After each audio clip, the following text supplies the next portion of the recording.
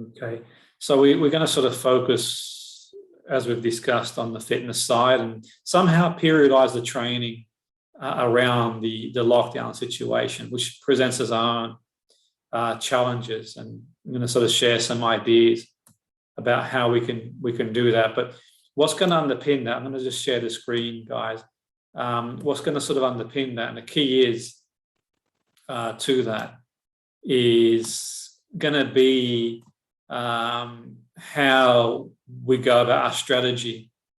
The strategy we're going to use is going to be we're going to have to find a way to improvise. I have a battery of fitness tests, as I mentioned earlier.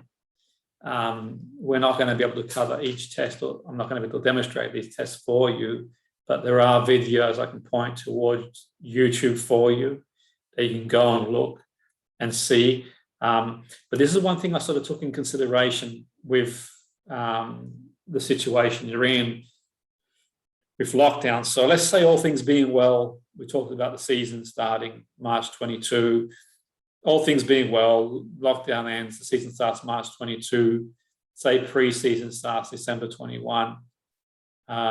We really want to get around to doing a fitness test, if not this week, early next week. But we want to separate the test on different days, because you don't really want to do strength test, aerobic test, and aerobic test on the same day. So the way we play it, is, okay, mid-September we can do, so we can, every 6 weeks we can do a test. So the next test might be, let's say we got around to doing the test this week or next week. Then the next test would be, say, maybe around about mid-October. And then after that would be, say, late November. And that would work really well. Because depending on lockdown, let's say all things being well, that eases, you go back in training. In December, you start pre-season training. You've not burned out in terms of doing too much. So the idea, the tests are a barometer for you to be able to decide how much you spend physically in training. Now, as I mentioned before, the reliability and validity of these tests, there are obviously more reliable and valid methods of testing these days at the highest level, but we've got to work with what we've got. And in my experience over the years, I've got data that I've accumulated with the players I've worked with over the years, and hopefully I can sort of share and get an idea, give you an idea where you're up to. So they're not high-tech, sophisticated tests that they might use these days, but they are a good indicator, a reasonably good indicator. So the ones I'm going to suggest that you do, and we'll go through these in more detail as well, and we'll work closely together, are going to be the free hop test. So this is the free double leg jumps, and we'll go into more detail as we go along, and we can give you some data to show you where you should be up to. So the free hop test is explosive power. You do 3 consecutive horizontal jumps, both legs, and we measure that. And that gives us an idea of vertical power, balance, coordination. The vertical jump you've probably done before. That's been around forever, really. It was developed by Sergeant 21, and just standing by a wall. And there are various ways of doing that. As a general rule, just to jump as high as you can. If you've got chalk in your hand, you can get a mark and see where you're up to. About above 80 centimeters for you want to be aiming for. If you're over 18, under 18, it's obviously variable to the age you're at as well. The 20-meter sprint is, and people would argue it's linear. Well, it is linear, but it is an indicator. So this is explosiveness, running speed. We really want to aim to get under three if possible. 3 seconds, probably 2.9, 2. Maybe more, depending on your age group, by the way. But I've got data on that. The Bolson agility test is pretty good. And this was designed for footballers. So this one here, there's plenty of stuff on the internet some credible things you can see. But this was developed by Bolson, 1994. That's and there were results. There was an article I read in literature. They did samples of English Premier League footballers, and they got an average score of 11.7. That was practical fitness testing by Colson and Archer, 2009. That showed the data. So there's you some data to see. The 1 rep max test, like bench press, squat, well, you really want to be over 18 to be doing that and doing training, because you measure strength in various muscle groups. You'll know that I'm a big fan of Olympic lifting, and I always suggest people who run to 18 to sort of start with even just using like a broomstick just to get the mechanical movement proper.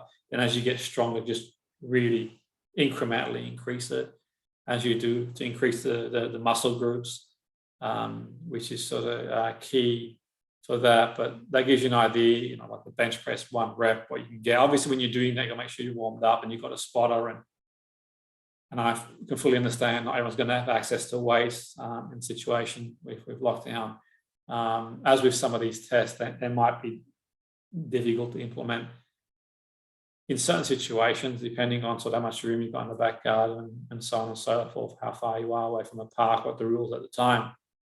But obviously, with all these things, you've got to warm up and warm down. Sprint fatigue test, a repeat sprint test of anaerobic capacity. So this is 10 30-meter sprints performed every 30 seconds, and you take the time. So you do 10 30-meter sprints and you time it. Say, for example, 30 meters, you do it in, say, I don't know, let's say you do it in 6 seconds, for argument's sake. And then you sort of take the time, you rest 30, you do 30-meter sprint, and you take the time and you sort of see if there's any drop off. That's the sprint fatigue test. The phosphate recovery test is really good too. It tests anaerobic fitness, assesses the ability to recover between sprints and produce the same level of power repeatedly. So this involves 7 sprints, each 7 seconds. And you can measure the distance, and you've got 23 seconds recovery in between. And see how much distance. Obviously, as you start to cover less distance, you see what the drop-off ratio is. And this is really good for football because obviously the more you start to drop off, the less you can recover. So it's your power output, okay? The ability you've got to close someone down, make a run, and so on and so forth. Flexibility, you've got the sit and reach. You're probably familiar with that. It's not the greatest test, but it gives you a bit of an idea. But you've got to keep flexible to avoid injury. And you mentioned the beep test as well. That was first developed by adults, 82 by Liga and Lambert. There is an improvised one for younger players, but the reality is, you see the bleep test, and I've used this in football for years, and some people debate about the validity of it, and how it translates to oxygen uptake. But I can tell you now that the beep test for me, in my experience, and I speak anecdotally, has been a reasonable correlation to people's aerobic fitness, I should say, VO2 max. So there is useful. But I've seen players get anywhere from, say, 11 to 17, 18, if it's done properly. And obviously some people do it slightly different than others. The Cooper test is quite useful too. I've used that before over the years by Kenneth Cooper, 68, and that could be a challenge with lockdown because you've got to do it around the track, 12 minutes around the track.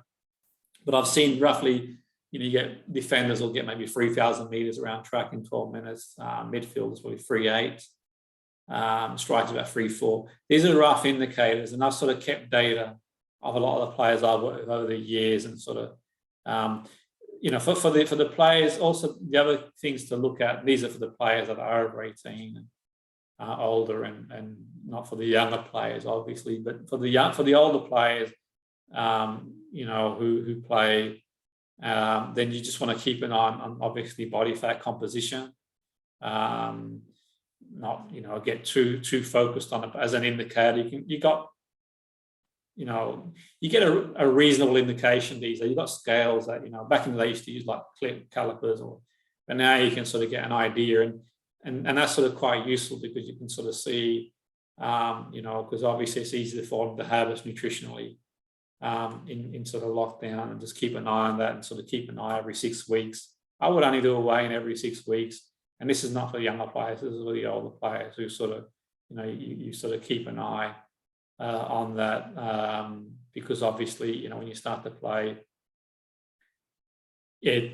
let's say, for example, if you're sort of going to start to play, you want to be on your optimum level and not have to sort of spend time getting into, your fighting weight, so to speak. But these sort of tests are quite useful. We'll discuss them in more detail. And the purpose is, well, for me, the purpose is because we don't know, unless someone knows otherwise, we sort of, the lockdown situation, we're trying to get the balance between, let's say, lockdown gets lifted earlier than we think, then you're good to go. Let's say it's prolonged, then you have to level. But if you do get the opportunity at any point to trial for a team, then you're not too far off where you need to be. So what we don't want to happen is you get a trial for a team at some point, you maybe go to a new team, and you've got to build your fitness back up again. You want to be there and thereabouts, but also we don't want to cause injury. We don't want you just to go away and sort of really overuse or burn out. That's not good. So we talked about that last week. You can't really maintain high levels of training for long periods. It's sort of generally periodized. And the periodization of training sort of gone out the window because the season was suspended. And I'm here working on the basis that all things being well, the preseason starts again in December and the season starts next year without any interruptions. But equally, if there are interruptions for one reason or the other, then you know where you are. And these are reasonably reliable tests. They're reasonably valid tests to give you a good indicator. So you're good to go. And it's going to also help if you're profiling to see, okay, well, how much, if you drift away and you're sort of, 30% off where you need to be, then you've got to step it up a bit physically during the week. If you're 10% off where you need to be or where you sort of at your peak, then that's okay. I think that's okay within reason. If you're sort of 5-10% off, you can sort of work on a maintenance program around physical. Maybe if you're sort of longer off, you sort of focus more on physical, get yourself to level, then hold it, and sort of focus more technical. So these are things to think about to sort of go forward. So we have to sort of really play it, clever. We've got to sort of box clever here, guys, because some of you are already doing it. That gives you more fuel. So I'm going to take sort of questions shortly, and we'll work our way around this. So we get the sort of balance, guys. And I've got data, my own data I've collected. There's data out that you can sort of look for to give you an idea. Because really, one thing that we need to be on physically, you need to be minimum on a par. Those who me, my team, I like us to be to build around physical. Some people say, well, Jim, you sort of focus on the athletic side. But I really believe the modern game's changed, but then each to their own. You get the balance right. But physically, you need to match. If you can match players physically, then that's going to one component of the game that's really important there. So we're going to touch on that, guys, in a bit more detail. I'm going to action this plan and sort of give us something to work on, and we'll go from there.